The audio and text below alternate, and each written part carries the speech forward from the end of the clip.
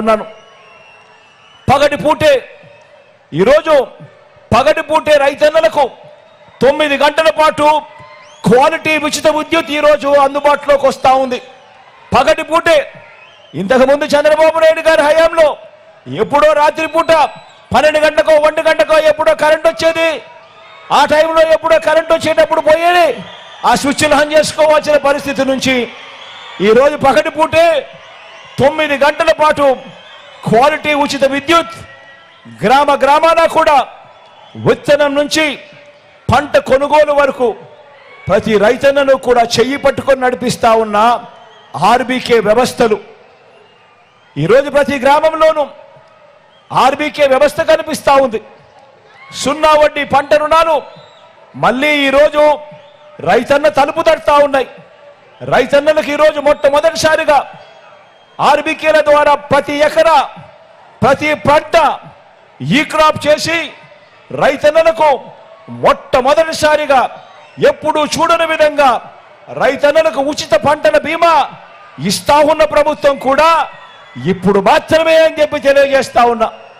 రైతన్నలకు నష్టం జరిగితే ఆ సీజన్ ముగిసేలోగానే కరువు వచ్చి ఆ సీజన్ ముగిసేలోగానే రైతన్నకు వరదలు వచ్చినా తుఫాన్లు వచ్చినా ఏ నష్టం జరిగినా కూడా సీజన్ ముగిసేలోగానే రైతన్నకు ఇన్పుట్ సబ్సిడీ ఇస్తా ఉన్న రోజులు కూడా కేవలం మీ బిడ్డ ఈ 58 నెలల పాలనలోనే జరుగుతూ ఉంది అన్నది ఆలోచన చేయమని ప్రతి రైతన్నను కోరుతా ఉన్నా. ఇలా వ్యవసాయం చేస్తా ఉన్న ప్రతి రైతన్నకు కూడా మంచి జరిగిచ్చే విషయంలో ఎక్కడా కూడా వివక్ష చూపించలేదు. ఎక్కడా కూడా రైతన్నది ఏ కులము అని చెప్పి ఎప్పుడు అడగలేదు. రైతన్నది ఏ మతము అని చెప్పి ఎప్పుడు అడగలేదు. రైతన్నని ఎప్పుడు ఏ ప్రాంతం అని చెప్పి ఎప్పుడు అడగలేదు. రైతన్న ఏ పార్టీ వారు అని చెప్పి కూడా ఎప్పుడు అడగలేదు. రైతన్నను రైతుగానే చూశాం, రైతన్నను రాజుగానే చూశాం, రైతన్నను గుండెల్లో పెట్టుకొని పరిపాలన చేసిన రైతు పక్షపాత ప్రభుత్వాన్ని మనది అని కూడా చెప్పడానికి గర్వపడతా ఉన్నా. ఎప్పుడు చూడని విధంగా ఏకంగా 35 లక్షల ఎకరాల అసైన్డ్ భూముల మీద, చుక్కల భూముల మీద, ఇనాం భూముల మీద, ఇంకా ఇటువంటి 22A సంబంధించిన ఇటువంటి భూములన్నిటి మీద కూడా ఏకంగా 35 లక్షల ఎకరాల మీద శాశ్వత భూ హక్కులను కల్పించి ప్రతి రైతన్నను కూడా తోడుగా ఉంటూ అడుగులు వేసిన మీ బిడ్డ ప్రభుత్వానికి ప్రతి రైతన్నను కోరుతా ఉన్నాను. ప్రతి అక్క చెల్లెమ్మ మాదిరిగానే రక్షాబంధనం కడుతూ ప్రతి రైతన్నను కోరుతా ఉన్నాను. ప్రతి రైతన్న కూడా ఒక్కసారి భుజం తట్టి నీ వెనక మేమున్నాము అని అండగా నిలబడాల్సిన సమయం వచ్చింది అని చెప్పి ప్రతి రైతన్నను కోరుతా ఉన్నాను. ఎప్పుడు జరగని మార్పులు మన కళ్ళ ఎదుటే కనిపిస్తా ఉన్న ప్రతి రైతన్నను కూడా ప్రభుత్వాన్ని ప్రోత్సహిస్తూ భుజం తట్టి మేమంతా నీకు తోడుగా ఉన్నాము అని గట్టిగా ప్రోత్సహించమని కోరుతా ఉన్నా.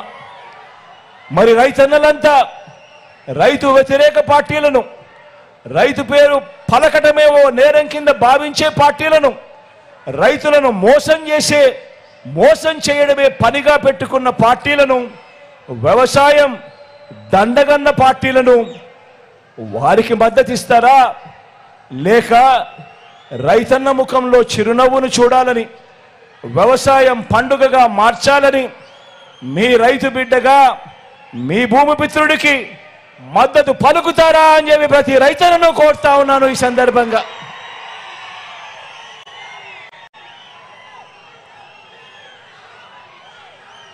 ఇక సామాజిక న్యాయం, ఎందుకనంటే ఈ విషయం కూడా అందరికీ తెలియాలి.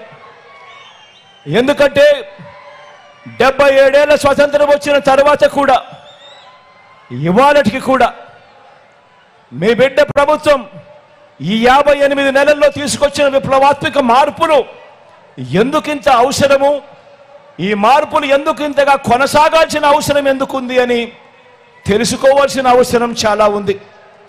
మీ బిడ్డ సామాజిక న్యాయం విషయానికి సంబంధించి ఈ 58 నెలల్లో కని విని ఎరగని విధంగా రాష్ట్రంలో విప్లవాత్మక మార్పులు తీసుకొచ్చాడు.